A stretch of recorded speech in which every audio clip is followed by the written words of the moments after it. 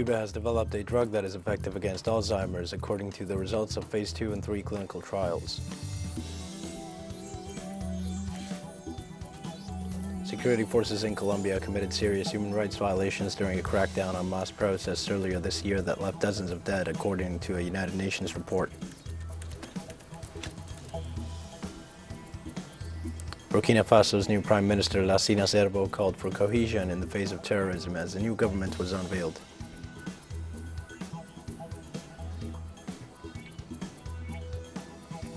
Hi, this is From the South. I am your news anchor, Diego Martin, from the Telesur studios in Havana. We begin with the news. Cuba has developed a drug that is effective against Alzheimer's, according to the results of Phase 2 and 3 clinical trials. Trials of Neuroepo, a drug for patients with Alzheimer's disease, the leading cause of disability among the elderly population in Cuba, showed a reduction in the progression of cognitive impairment in patients, confirming the benefits of the medication. The trials on the intranasal administration of the drug showed that treatment with Neuroepo for 48 weeks is safe and well tolerated by most patients, and also led to improved secondary variables. Neuroepo is a result of research carried out by the Center for Molecular Immunology in collaboration with other institutions of the country's biopharmaceutical industry.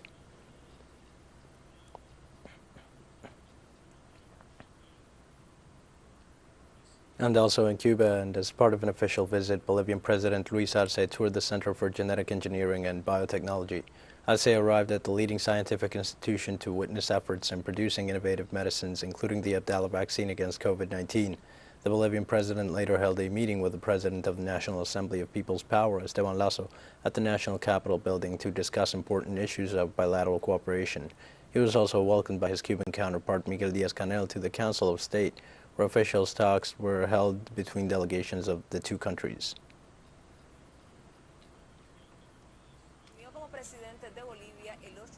The 19th edition of the series of talks entitled Cuba and the Foreign Policy of the United States of America began in Havana this Wednesday.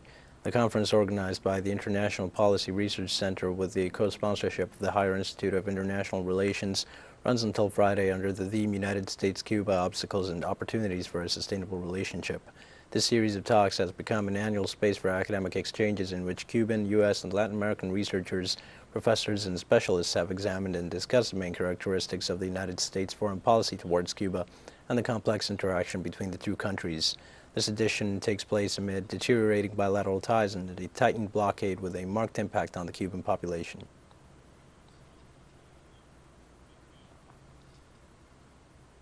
And referring to the recent decision by Nicaragua to allow Cubans to travel the country without the need for a visa, the Director General for the United States at the Cuban Foreign Ministry, Carlos Fernandez de Cosio, underlined that the United States continues to fail to comply with the agreements reached with Cuba on migration.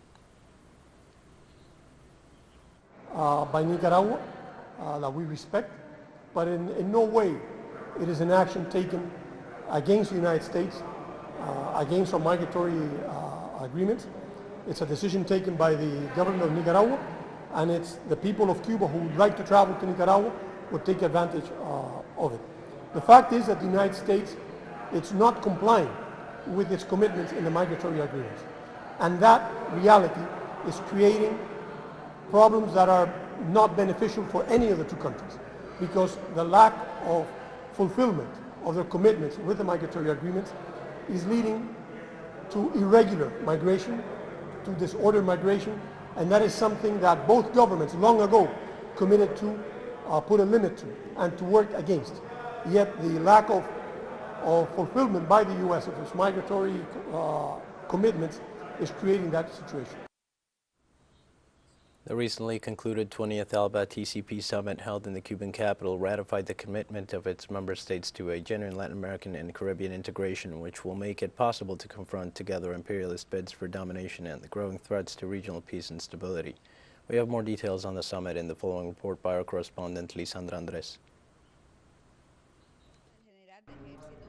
With the presence of Army General Raúl Castro Ruz and the leaders and heads of delegations of the ALBA TCP member countries, the 20th Summit of the Latin American and Caribbean Organization concluded in Havana, the city that saw the birth of this alliance 17 years ago, with many challenges still ahead, according to Venezuelan President Nicolás Maduro.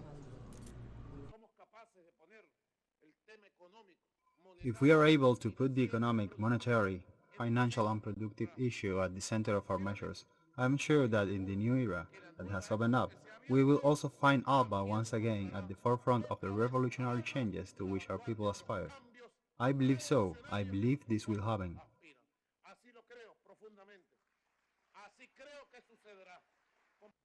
In delivering the conclusions of the 20th ALBA TCP summit, Cuban President Miguel Díaz-Canel condemned the so-called Democratic Summit held virtually and unilaterally organized by the United States government.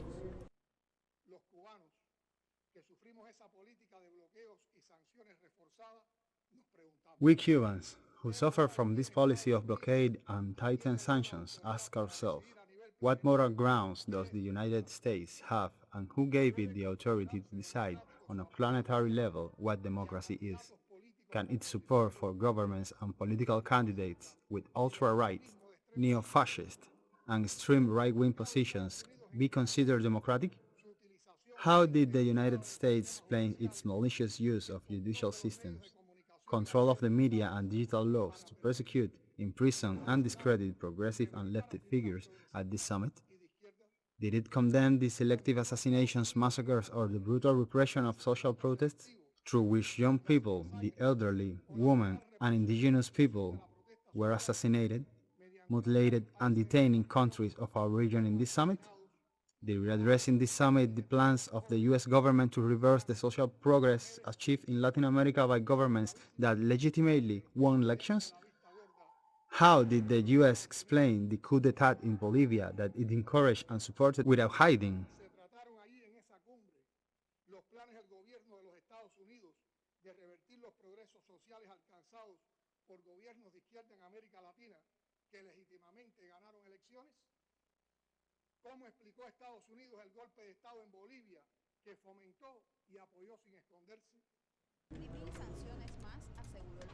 The Cuban leader assured that not even 1,000 more sanctions would be able to break the Cuban, Nicaraguan, and Venezuelan peoples. Earlier in the day, during the summit debates, the 10th ALBA TCP member states agreed that unity is the only way to achieve progress in the region on economics and health issues. We need more than ever the solidarity, complementary and comprehensive support that only revolutionary and progressive governments can achieve through the unity of peoples and nations with a high social conscience. The 20th ALBA TCP summit adopted political agreements on an action plan that endorses its independent course for integration and against United States interference. This was the consensus reached by the leaders and representatives of the nations that give life to the Bolivarian alternative. With the performance by the children's theater company La Colmenita, they ratified that ALBA TCP is an alliance to build the alliance of dreams and utopia, an alliance for peace. Lisandra Andrés, Telesur, La Habana, Cuba. We'll be right back after this very short break. Don't go away.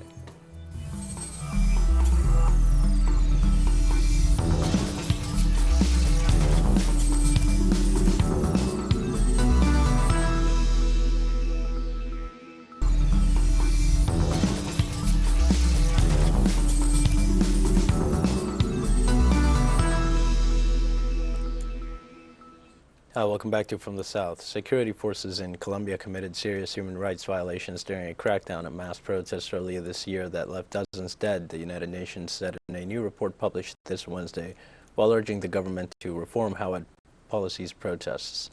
The United Nations High Commissioner for Human Rights found that government agents used unnecessary or disproportionate force during the protests, which began in April and drew hundreds of thousands into the streets in anger over a tax reform proposal and the neoliberal policies of the Ivan Duque government, as well as ongoing violence by armed groups. The 63-page report found that state security forces were guilty of murder, arbitrary detentions, sexual and gender-based violence, and acts of discrimination and racism. Of the documented deaths that occurred during the national strike mobilizations, 76% of the victims died from gunshot wounds, with reasonable grounds to believe that police were responsible for at least 28 deaths, and that at least 10 involved members of the notorious mobile anti-riot squad.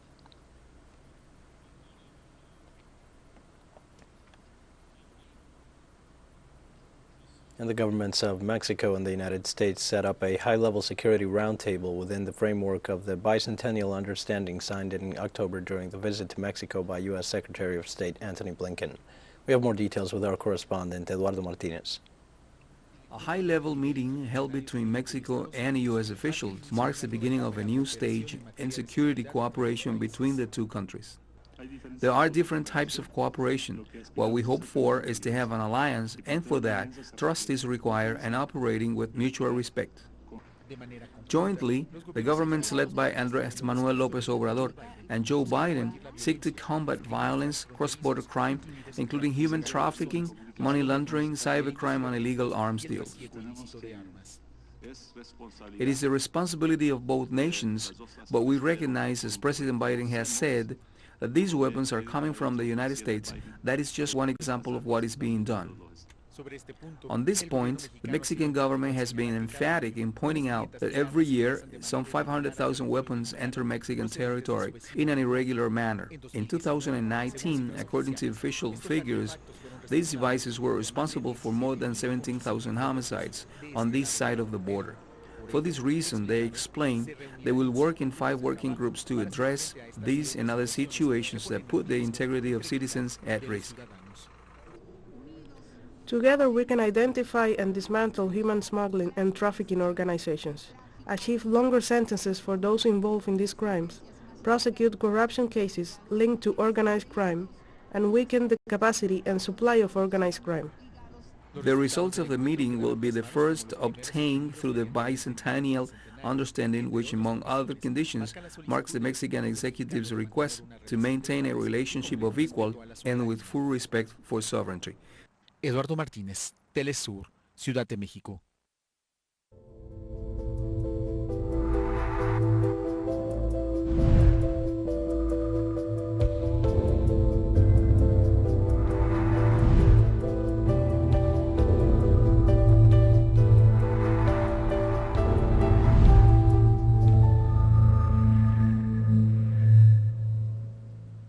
Poland introduced new restrictions on the number of people allowed in restaurants, hotels, and theaters this Wednesday as its COVID death toll hit its highest level since April. The new limits of 30% of maximum capacity do not apply for people who have been vaccinated, putting the responsibility for checking vaccination status on business owners. Legislation allowing employers to verify whether employees have been vaccinated or had a recent test showing they do not have COVID-19 is also making its way through Parliament. The Health Ministry on Wednesday reported 669 COVID deaths in the last 24 hours, the highest level since April, and noted that the majority were unvaccinated people. Vaccination hesitancy is still very high, with only around 54% of the population fully vaccinated, one of the lowest levels in the European Union.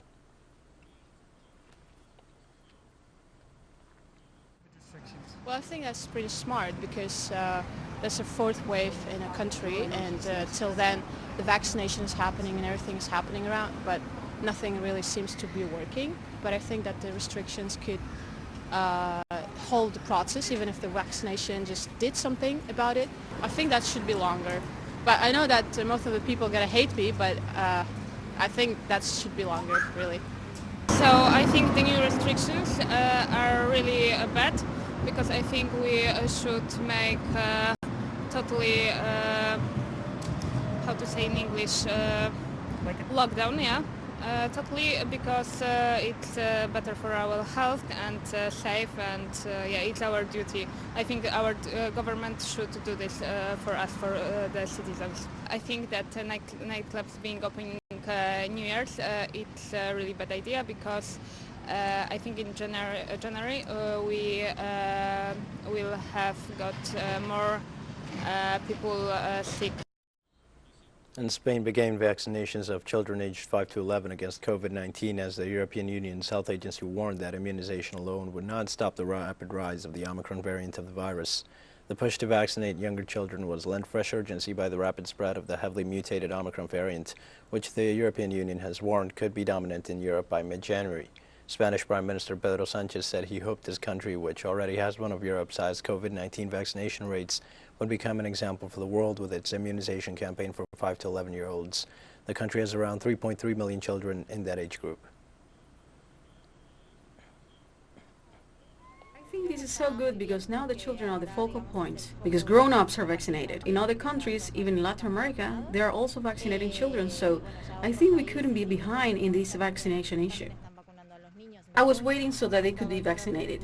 It seems to me that children have to enter in the process of immunization. I think it is very important, so as soon as I could, I have come to vaccinate her. There are parents with their doubts about whether they have to make an appointment, or if they have been given an appointment for the second dose, what they have to give the child, or what can happen if they have a headache. Well, the logical thing. The side effects that the vaccine can have, and we're already explaining this to them, these are the same as for the adults. There's more stories coming up after this final short break. Stay with us.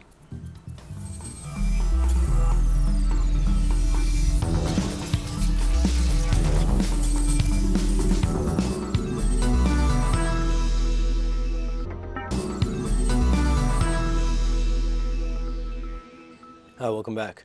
Burkina Faso's new Prime Minister Lassina Serbo called for a cohesion in the face of terrorism as the new government was unveiled. The new government sees several ministers remain in their posts. Zerbo, the former head of the top nuclear watchdog, was picked on Friday by President Roch-Marc Christian Kabore as the new prime minister after former Prime Minister Christophe Joseph-Marie Dabire resigned in a move that sought to diffuse public anger of the government's perceived inability to end deadly extremist violence. Terrorist attacks have grown increasingly regular and deadly in Burkina Faso since 2015, killing 2,000 people and displacing 1.4 million from their homes, especially in the north and east.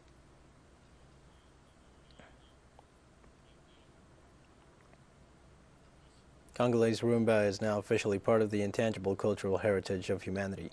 UNESCO announced that the Congolese Rumba, a file jointly presented by the Democratic Republic of Congo and its smaller neighbor, the Republic of Congo, had been admitted to its list, sparking delight in both nations. DRC President Felix Tshisekedi welcomed the news on Twitter, noting that this cultural jewel, unique to the two Congos, is recognized for its universal value. Specialists have located Rumba's origins in the ancient Central African Kingdom of Congo, where people practiced a dance called Nkumba. The word means navel, as performances involved a man and a woman dancing with their navel opposite the other's persons.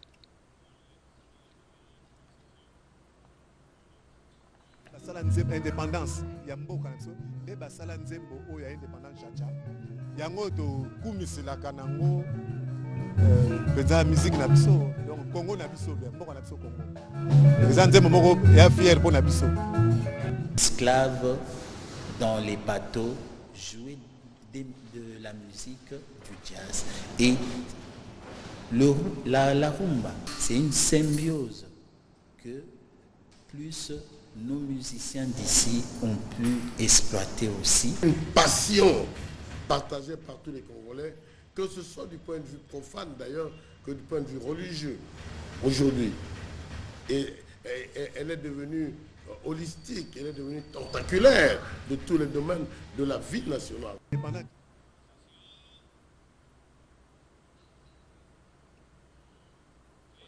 And the United Nations Cultural Agency, UNESCO, has added Senegal's national dish to its cultural heritage list. The rice and fish platter called thieboudion is Senegal's dominant Wolof language, is often prepared with vegetables such as a cassava or tomato and served at lunch. The Culture Ministry applied to include the dish, which is widely consumed in the West African country, on the Intangible Cultural Heritage of Humanity list in October. The northern city of St. Louis, which borders the Atlantic Ocean and hosts a thriving fish community, is believed to be the birthplace of the dish.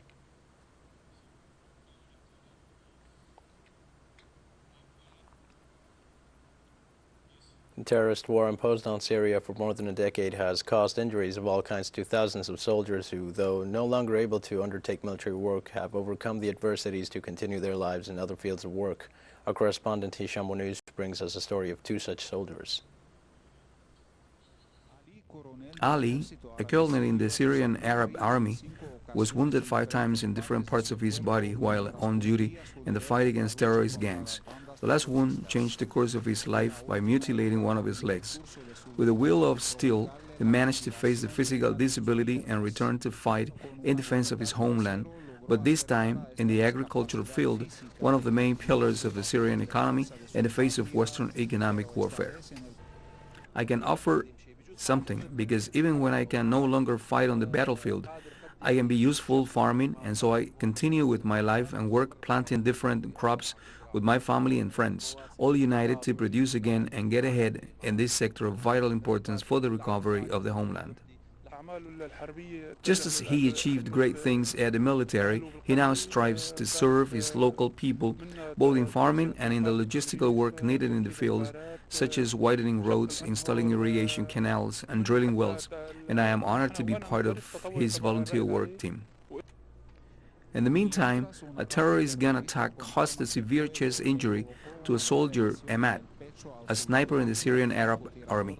This is a man injured in the war who, with strong will, high morale, and the support of his friends, set up a cafeteria for passengers on the highway that connects the coastal provinces of Tartus and Latakia, where he also regains his artistic talent with wood engraving, something he aspires to get international recognition. Due to my injury, I cannot do any hard work, and in this situation my friends helped by offering this place to develop my artistic talent as a painter, and at the same time sell coffee to the passengers, but drawing is my main project. With patience and dedication I will be able to develop and expand it. I am proud of my friend who proved that with willpower nothing is impossible, because Ahmad made the most of his physical disability to develop his artistic talent, and I am sure he will get far. The stories of Ali and Ahmad are a summary of the story of thousands of wounded soldiers of the Syrian Arab Army who, despite receiving all the support of the country's military institution and gratitude for their performance on the battlefield, refused to remain active and take part in the enormous work the government and citizens are undertaking in all fields for the recovery of Syria. هشام والنوس تلسور طرطوس سوريا. We've come to the end of this news brief. Remember, you can find these and many other stories on our website at Telesur English. You can also follow us on social media for the latest news. We're on Facebook, Twitter, Instagram, and Telegram. For Telesur English, I'm Dio Martin. Thanks for watching.